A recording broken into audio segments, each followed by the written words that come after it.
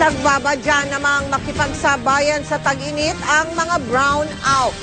Mababang supply ng kuryente sa Luzon ang idinadahilan ng Department of Energy.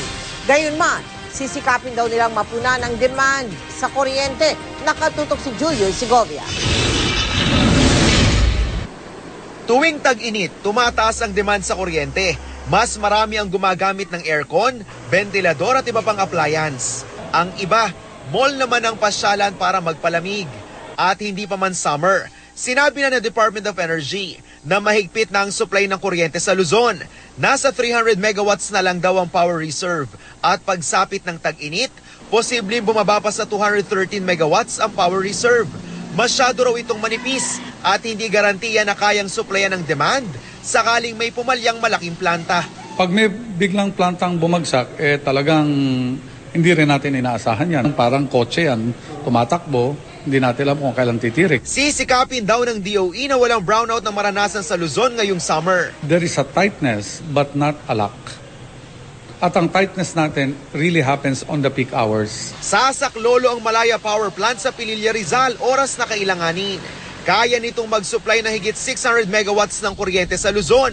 Naging kontrobersyal ang planta matapos umanong hindi patakbuhin nung nakaisang buwang maintenance shutdown ng Malampaya Natural Gas Facility at hindi nakapagbigay ng mas murang presyo sa Wholesale Electricity Spot Market o WESM.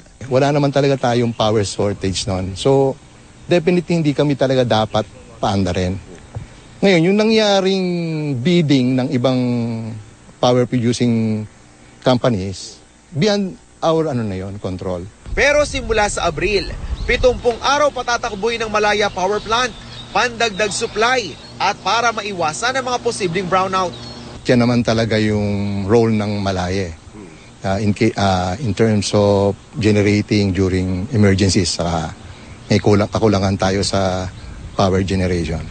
Bunker fuel ang nagpapatakbo sa Malaya Power Plant. Di hamak na mas mataas ang presyo ng panggatong na ito kumpara sa coal at natural gas. Kaya ihanda na raw ang bulsa ng mga consumer sa mas mataas na singil sa kuryente pagdating ng summer. Ang kuryente mula sa bunker fuel, papatak sa halos 8 pesos kada kilowatt hour dahil sa operating cost.